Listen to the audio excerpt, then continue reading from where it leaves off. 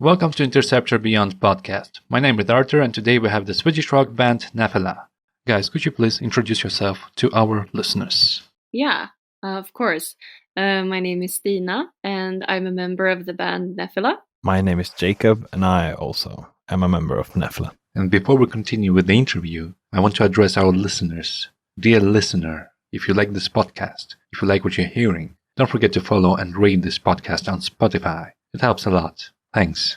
The first time I discovered Nephila was on Instagram. I really liked how it looked. Everything was done with an idea in mind. Also 7 people, and obviously there were 2 singers. Yeah. And then I checked out the Bandcamp, and the first song was Belladonna, and it's my favorite song. That's what I liked about the music and the style. And it seemed that you had this idea of the visual style and the music right from the beginning. Was it planned, or it just the whole thing develops as it goes? I think that from the beginning we had this kind of boring beginning where we started out as a rock cover band, and we met at our local school.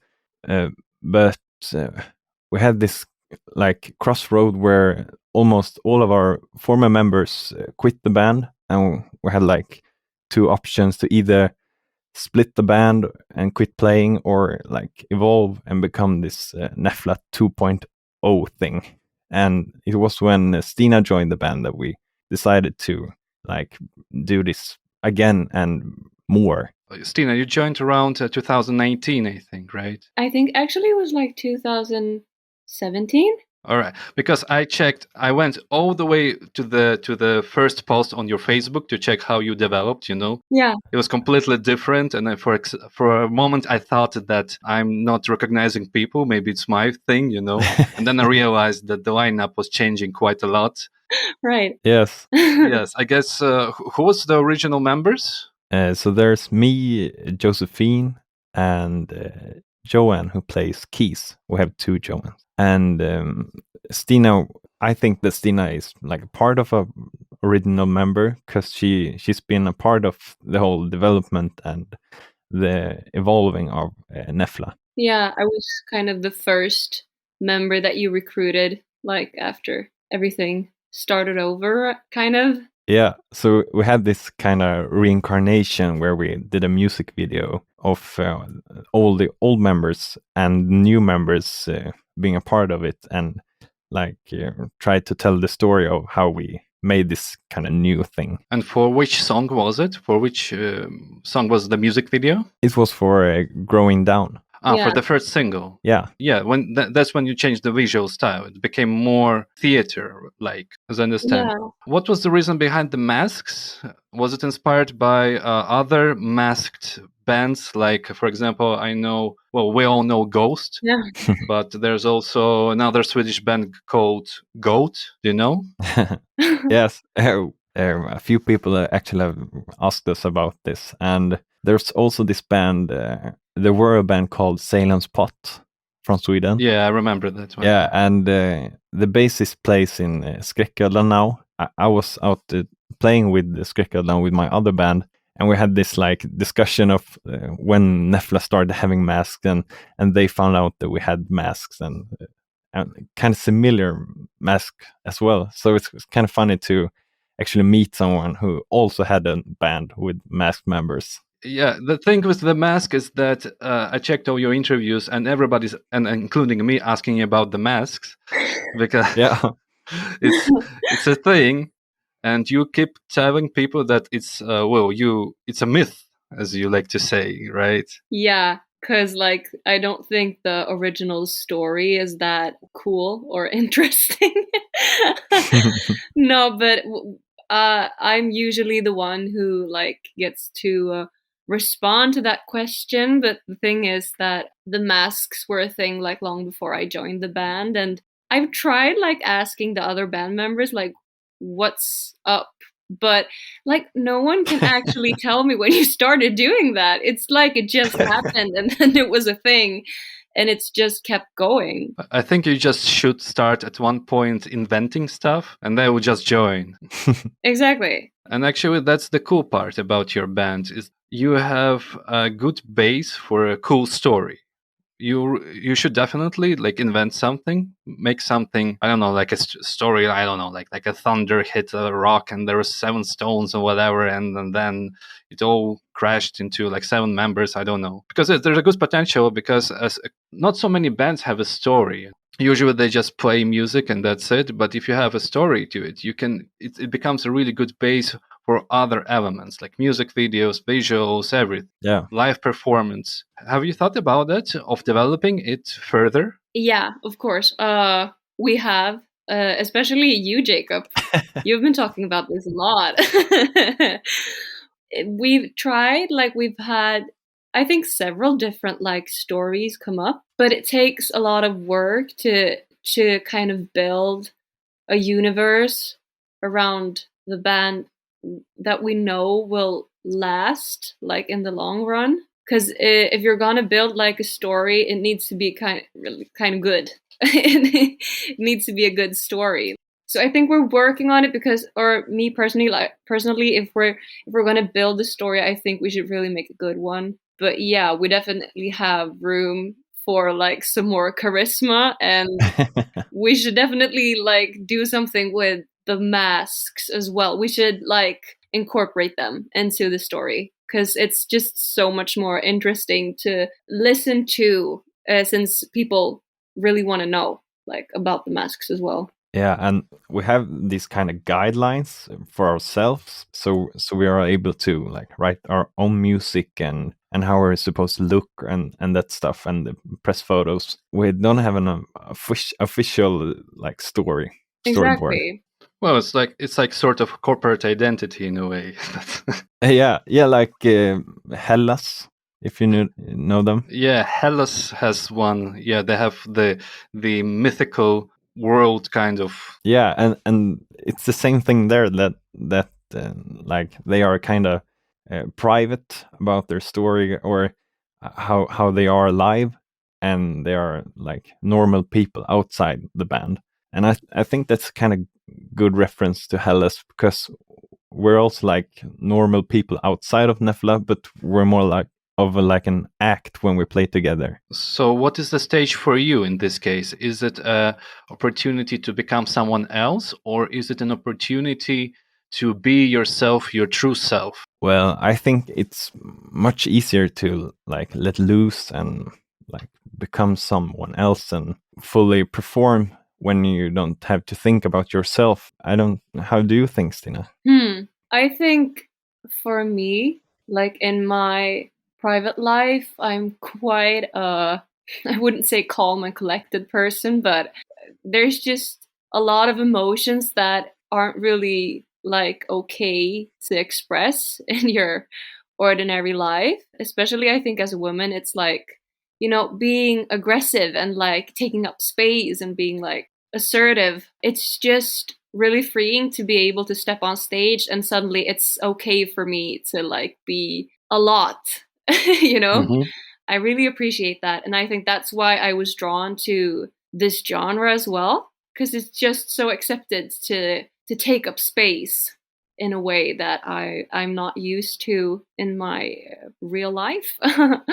And was it easy for you to join Nephila? No, I don't think so, because I was quite young, and I'm like diving headfirst into a genre that takes like a lot of vocal skill, which I'm still working on, because it's you want it, you want your voice to also be assertive and full and strong, but it needs to also hold up. So yeah, it was like I don't think I had the skills when I started, but I think like more and more as time goes by, I'm kind of growing into it. Is it hard to be not the only singer in a band? Because we need to tell our listeners that there are 7 members Exactly. in a band, 2 singers and other people.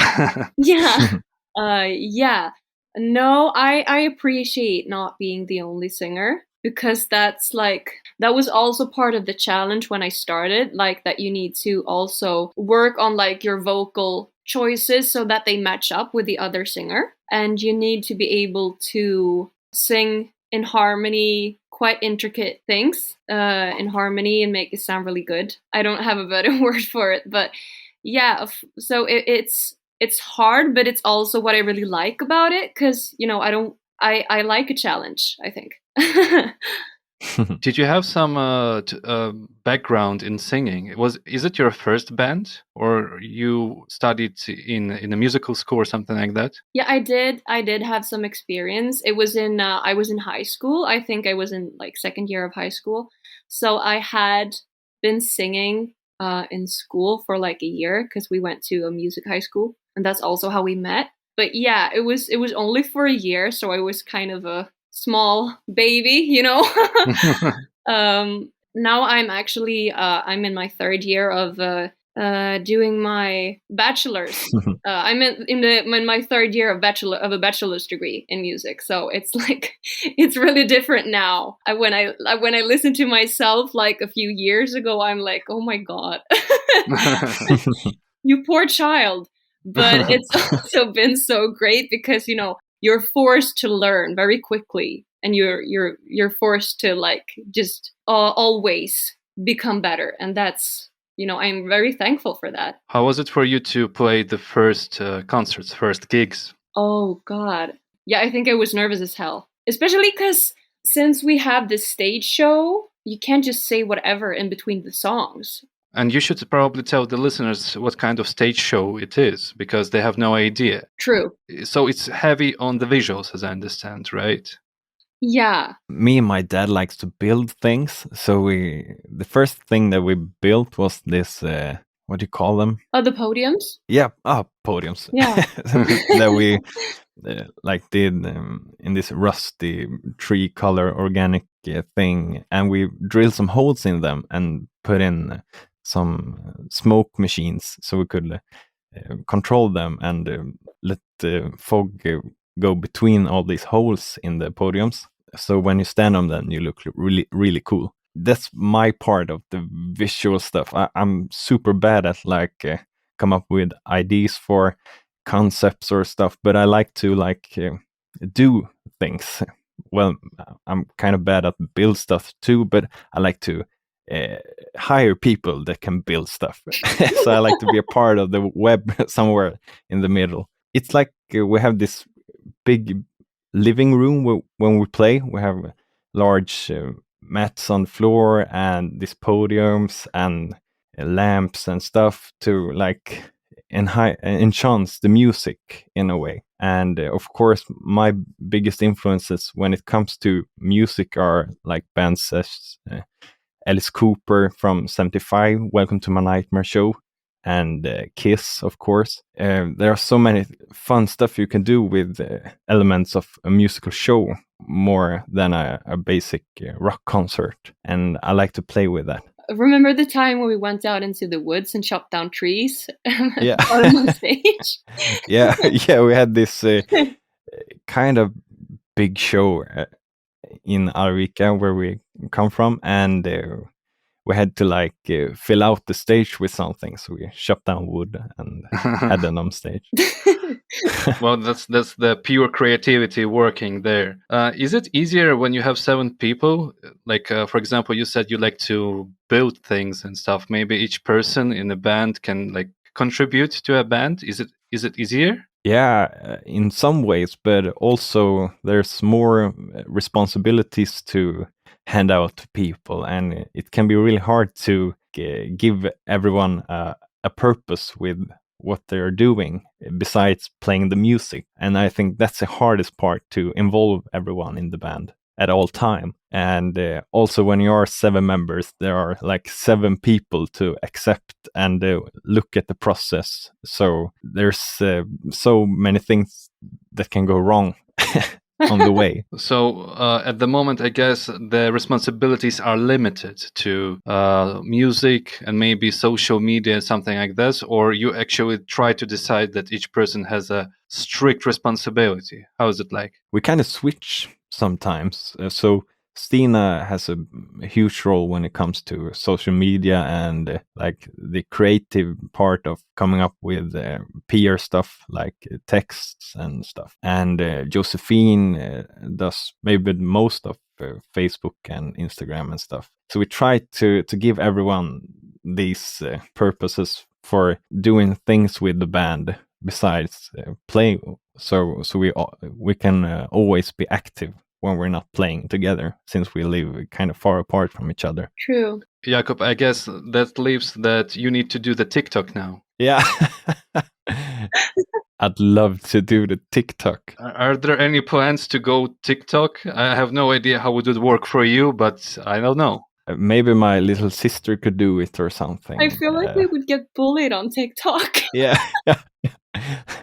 like since we are millennials and grew up with Harry Potter and stuff, Yeah. now when the new generation has come, we are like, what do you call them, generation? Gen Zs. Gen Z, yeah. And the boomers and the Gen Z has like been more a part of, probably we will be the one getting bullied at the end. But Yeah. you should try it, because TikTok is here to stay anyway. You need to try to do something with it. And I want to ask about we talked about responsibilities. What about your music process? How is it working? Well, we often do everything together, or we have these demos from maybe this debut album that we have released. There are a lot of songs that are old songs from the old Nephila that we have reincarnated and made new ones of, and but mostly there are like I do most of the instrumental parts, and I came up with this demo, and Stina and Josephine makes a melody, and we try to give it this live touch, since we're a live band and we record everything live. Yeah. You first released a single, and then you came up with the album, and the album is already like super polished in a good way, of course. Like the visuals are there, concept is there. I really like it. How was the experience of making that album? It was very DIY, I think, wasn't it? Yeah, in some ways. Me and Anton did almost all the recordings in the studio where I studied at Ingesund. Yeah. Yeah, so but it started as an EP from the beginning. I think we recorded 4 songs. So it was just you were just recording songs and songs without any concept for the whole album, or how was it? Yeah, so we recorded these 4 songs for an EP to show people that Nephila is alive and doing new stuff again. But then I got this email from Kai at Design Records, who had heard us from somewhere, and he was like, why have you done an EP? You should have done an album. No one listens to EPs. It's easier to get reviews when you do an album. So we had to like force out 4 new songs as well.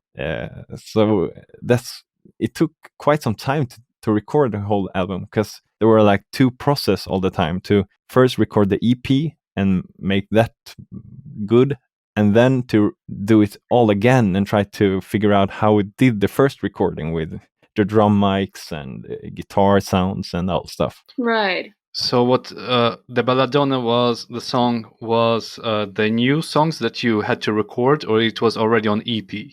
I think that the EP was the new songs, 4 new songs that we recorded together. And when we had to do 4 more songs, we did 4 old songs, or reinterpreting them. Right. Would you say that it was easier to work under the pressure, kind of? Because now you knew that you need to put more songs. What comes to mind, like hearing us talk, is I think obviously we seem a little more put together, like outwardly, than we actually are. Because I think a lot of times things seem quite thought through. Because we put a lot of effort in, but we don't necessarily plan things out in like a very structured way. I think it's because like most of us in the band are more doers than thinkers. So I kind of have a hard time actually looking back at the process, because I think it's like we kind of just took it day by day and step by step, and we just did what we had to do. How long did it take you to record everything? I think the EP, the first songs, we recorded at like 2 days or something. And we were like, yeah, we're so fast. so when we were supposed to do the other part of the album, I think that people had started to move away from Arvika, where almost all of us lived at the moment. So that was a big part of things taking longer time than we thought from the beginning. And did you record everything online, or you were gathering somewhere in the studio? Yeah, we did everything. We did drums, bass, guitars, and keys live takes, and then we did the vocals and the dubs afterwards. It was all about trying to find dates that worked for everyone and trying to fill those dates with the recordings for the whole album. And I remember that I think it was the second time when we recorded the second part of the album that we had like the first day to sound check and get a good sound. And when we were tried to start recording the other day, there were no electricity in Arvika. Like we had no sound, and we thought that we had like blew something up or destroyed the school. So we couldn't record on like 8 hours or something. So yeah, it was really hard to find the time to record the whole album. Yeah. And everything was digital, I guess. Yes, recorded in Logic. And how was it to release an album during the pandemic? Well, obviously you can't promote it in the same way you would when it's not a pandemic, and you don't really get to take part in like all of the good stuff that comes out of it, you know. Mm-hmm. A lot of times you're able to I think do more shows when you've put out an album, but of course we couldn't do that. So it was I think it would have felt more real if it wouldn't have been a pandemic, because we would have like been able to see in real life like the reward and the consequences. But now like all of the feedback was online. That's still really good, and I think we're still very, very grateful for all of the good response that we've had. But it was I didn't really understand people actually appreciate this. It was a little harder to like grasp, I think. Yeah, you had some really good response from magazines. Like you've been featured in Classic Rock magazine and other cool publications. How did you do that? Maybe you can tell a secret to the people. We don't know. Is the short answer. But our record Design Records has done a great job to promote us to these magazines, and I think we have them to thank for like all the publicity we have got for the album. Yeah, I know that label. It's a label that has my favorite Swedish bands like Maida, Hot Breath, Waconis, and the Drippers. I mean, I'm into the Swedish scene. It's the water. Yes, that's what other people keep saying. You couldn't do it the classic way, the promotion of the album. So how did you promote it on your own without the records? I mean, how did it work with the record company? Yeah, so we have this guy called Valdemar who does our PR. And so we try to give him so much content as possible, like live videos or music videos and quotes. He asks us about quotes all the time, so we have to try to come up with like these great quotes to like get all the publicity we can, since we can't really do any live gigs these days. His part in this process has been to like get us to do something with the material we have. So like we did this video for Belladonna. I think it's me, Joan, and David who are the only members that had the opportunity to actually meet and do this video. But it was better to do this with only us three in it than not having a video for Belladonna. Yeah, the video is cool. I saw it. It's on the channel of the Sign Records. Fits the music perfectly. Everybody should check it out. And did the people at the label Did they ask you about the story? Yeah, so Kai, who is the boss, I think you and Kai had most of the mails, and like you talked a lot in the beginning, right? Yeah, it's clear that Kai is kind of a mastermind. He knows what he's talking about. I tried to kind of be a part of creating like a marketing plan. No, it's not called marketing plan. It's called a promotion plan. But I think eventually he kind of realized that I'm no good in that area.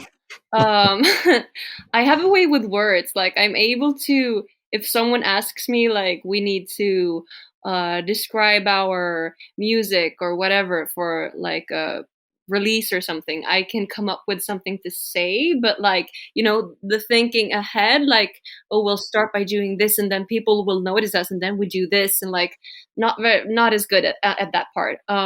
So yeah, we had some discussions and I realized that like, yeah, he really had like a plan and he really had like this ability to, he knew like how the industry works. So I was, you know, I tried to do my part in all of that, but mostly by just having a way with words, I guess. Did you ask the label people? I call them the label people. Did you ask why they chose you and how did they discover you? Because so many bands want to get signed or have an opportunity to be signed by a label. I mean, you're a band that for some bands it's a dream come true, for example. So again, any secrets? I think that we took some years to develop a sound or our own things in a way, and I think that that was a big part why Kai found us and chose to sign us. But also we mailed, of course, different labels and tried to send them demos. And I think if I'm emailed the Design Record 2 years before we released this album, and I got a response 2 years later with it began with "Sorry for the late answer." So it takes time, obviously. Yeah. And we've not been around for so long. 5 years now, maybe. In some interview, I read that you won a competition and the label noticed you there, I think. Oh yeah, maybe that's was a part of it too. All right. So winning competition is a good tip, I guess. Winning a competition is a good tip. And also, since I know I've said this 100 times, but I'm obviously not a mastermind, I have not been a part of like doing this really smart plan to bring us to where we are. Like I think when you say that, like, or it can kind of come off as like, oh, it just happened, you know. We didn't have a plan. We just did our thing. Like it's not like that. Of course, we have been jumping on the opportunities that have come around. Like, and if we know that something could be a good opportunity, of course we'll take it.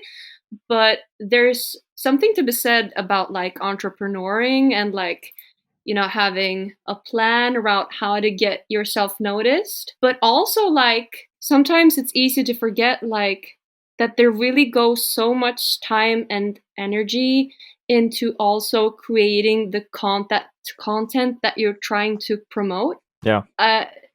Sometimes it's easy to like get stuck in plans, and sometimes it's easy to get stuck in master plans, but what really needs to be done is like, first of all, is the groundwork so that you have something to present, I think. Yeah, the music should come first and then everything else goes. Because if you concentrate too much on, for example, social media, it might look that you're doing something, but in reality, song can suck and you just haven't worked on it properly and your social media will not work. Exactly. Music comes first, always. Yeah, and I really get that people want there to be, if you just do this and follow these steps, it will happen.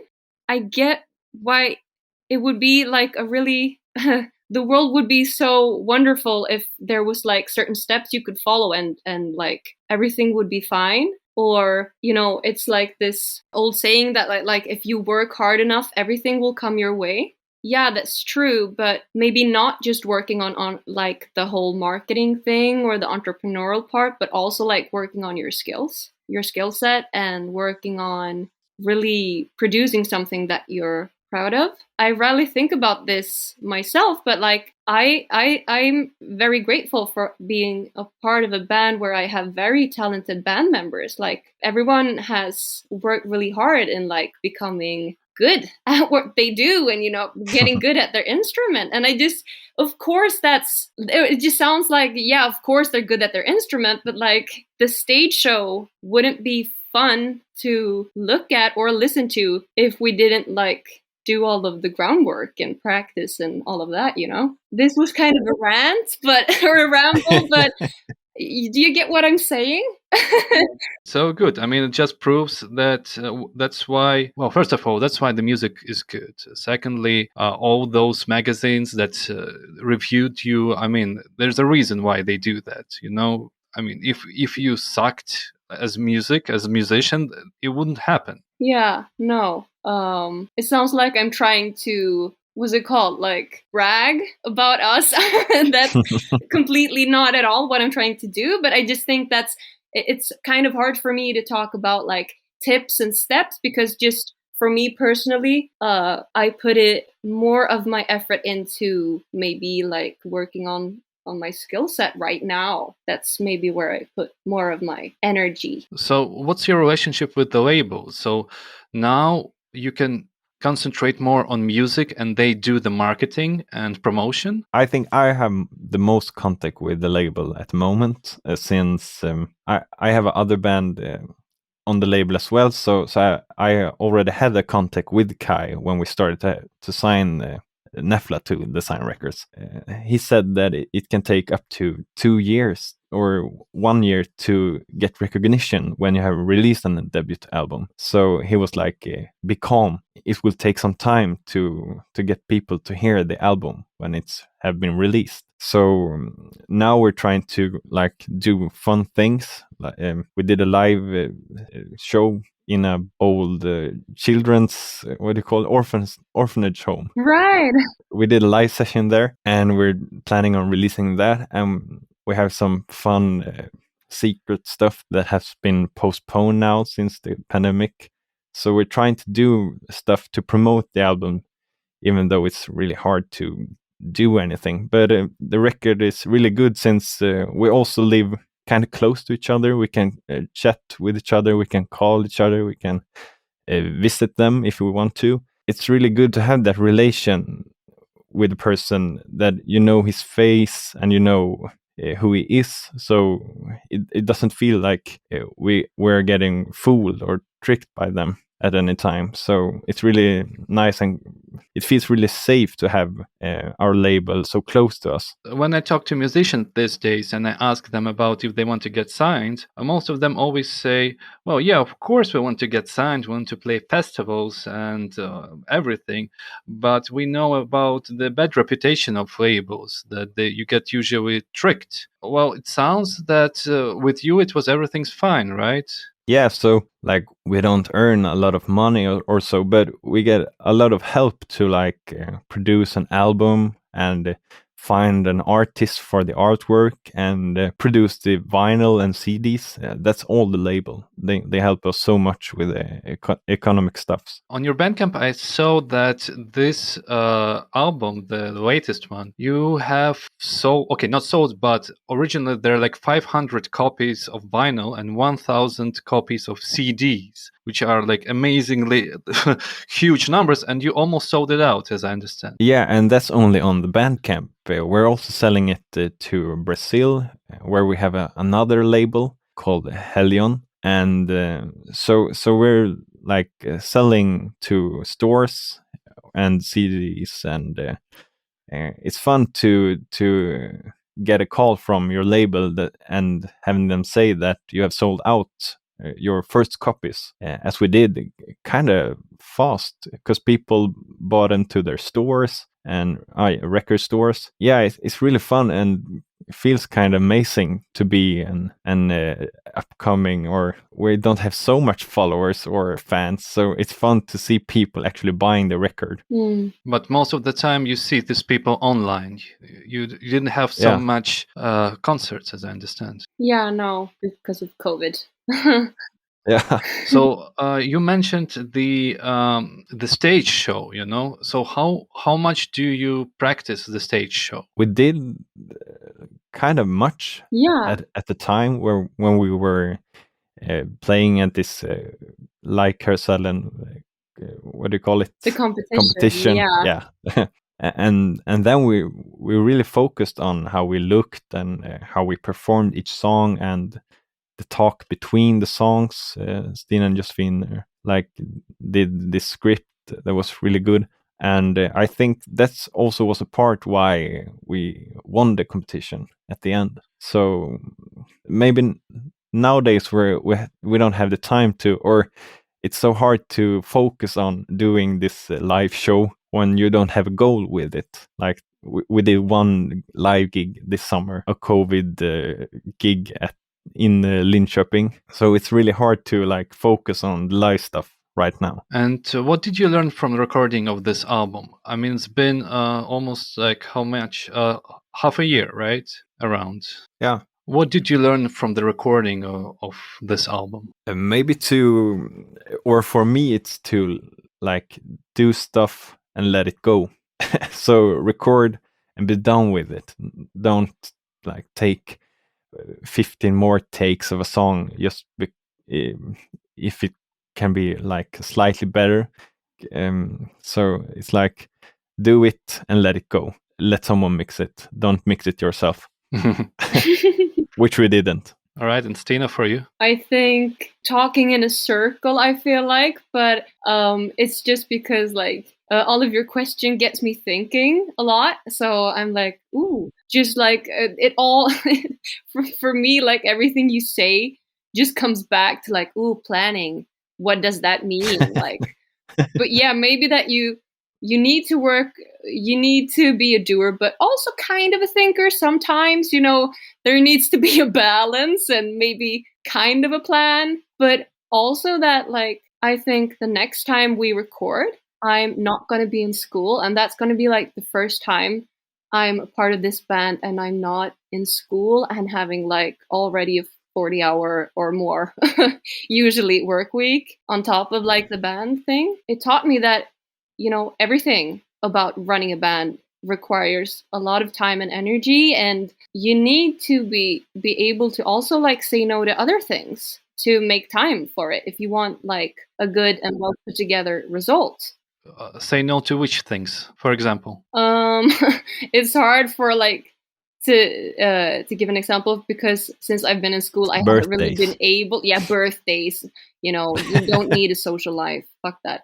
No, but no, but I've been in school all this time, so I really didn't really have the opportunity to say no to anything. But I mean, if I would have had the opportunity, I would have wanted to put less hours into work and more hours into the process to be able to have to be able to actually follow kind of a plan and be a part of all the different aspects of the process, and you be 100% invested in more parts of it, not just my part, which was singing and songwriting and stuff, and also social media. It would have been so cool to be able to actually have taken some hours from work and put them into the project, whatever we're doing with the band. And I think that's kind of relatable for everyone who runs a band, that it's hard to prioritize sometimes to make life work, because make it work with the band, because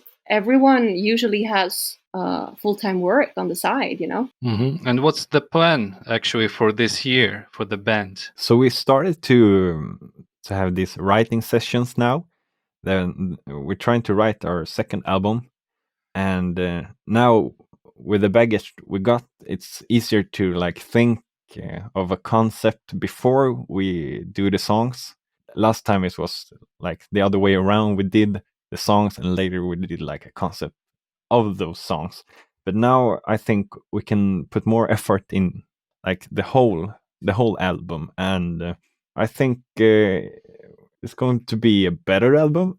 I hope. Yeah. and it feels like we have all the time in the world now, since we can't actually tour or do any gigs at all.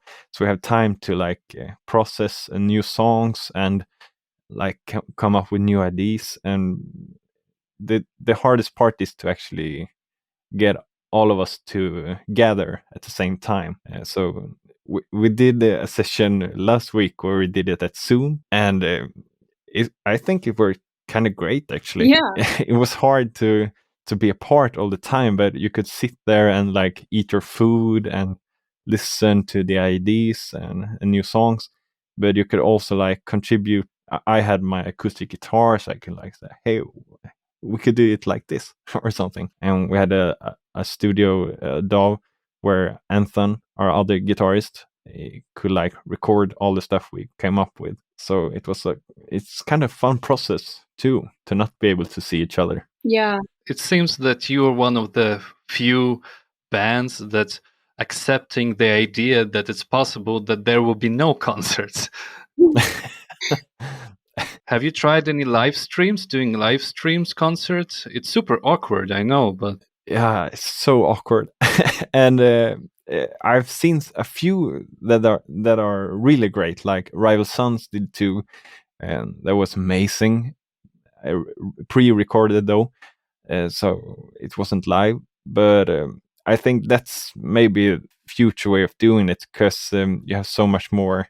Like you can do so much more if you pre-record it. But I think that people, or I don't feel like it, but it feels like some people can feel like they are getting fooled that it's not live. And for a band like us, it feels like if we're doing a live stream or something, it's hard to get people to watch it, since they could watch any concert in the world at YouTube.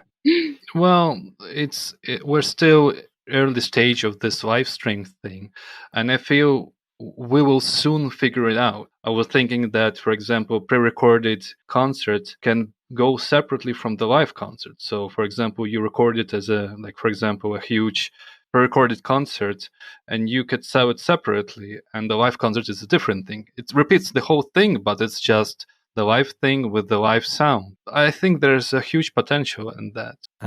Another really hard part about the live stream is it's hard to get people involved. Like you're trying to give 100% on the stage, and you're like headbanging and shouting and running around. And you know that some people are sitting in their couch watching this. It feels so strange. It's hard to make it like a union of people watching a real concert. Yeah, it's probably going to be its own thing. I don't think we will call it a concert in the traditional sense. It'll be completely something new. Are you planning to? You're planning to work on the new material this year. Yeah, as I understand. We do have a concept. And also, you do have a concept. We do have a concept. Was I allowed to say that? Do you have a deadline or a timeline or something when you are going to release the new material? Well, it's really hard, because we had this like kind of big thing in Sweden going on, and yeah, I can't really talk about it, but it has been postponed, as I said. I really want to talk about it, but I can't. You have no idea. But so we had like our label involved in it, and we're focused on like doing this market plan for this event. But it feels like everything just hangs around in the air now, and it's on ice because of this thing, because we have to put a lot of effort in this thing. And when that gets official, I think it will be easier to like present new material for people and live gigs and shows. But I think we have to like climb this cliff first. Yeah. But was I allowed to say that we do have a concept? Yeah, sure. Okay. I got nervous. Yeah. You're a part of the band. Yeah. You can do whatever you want. Thank you. In all your interviews, especially in the beginning, just before the release of your latest album, you didn't know if you're allowed to say this or that, I noticed. Yeah, the whole thinking things through, Well, I think I'm really stoked about having a concept like to root ourselves in when writing and working on new material, because I think it's gonna contribute to like slowly starting to more and more like build a storyline around the band, and kind of maybe moving towards that more of a like thought through image. I think it's gonna help us on that road be a little more prolific. So yeah, I'm really stoked about it, and I'm also really stoked to be able to put more time in it and more time into it, because I'm going to be graduating soon, so that's going to be really nice.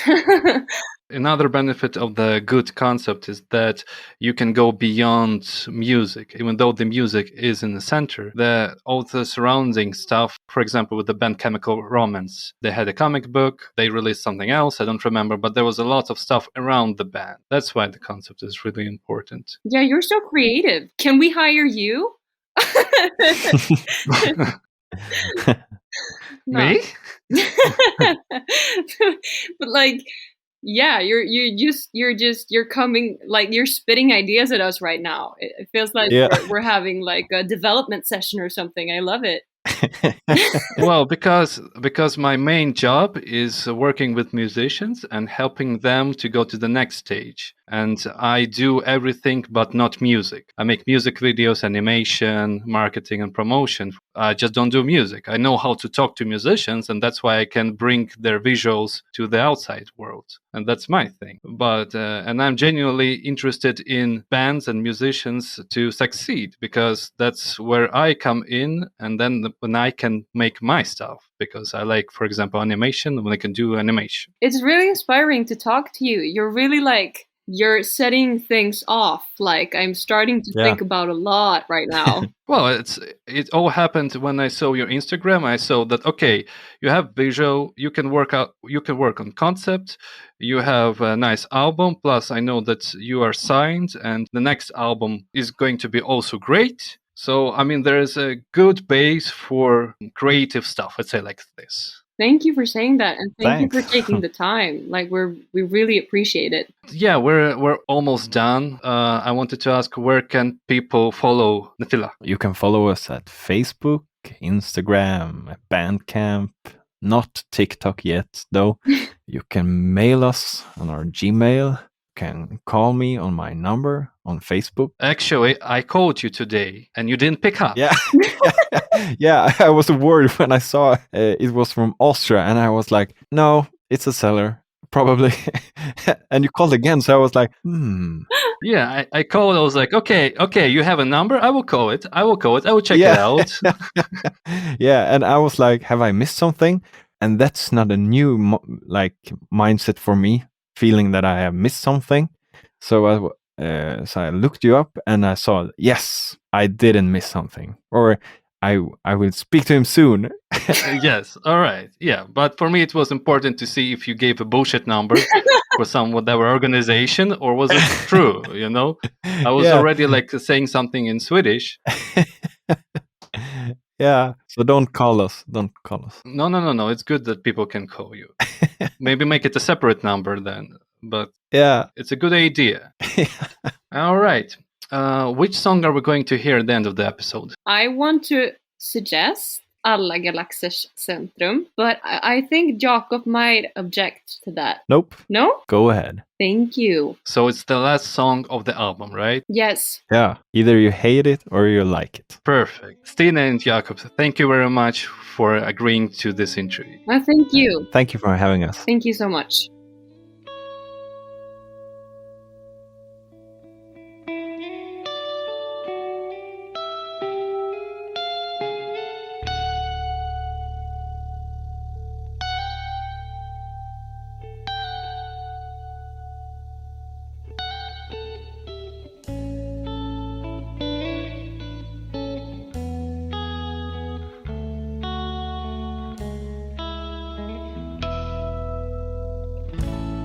Se på mig, för jag är här.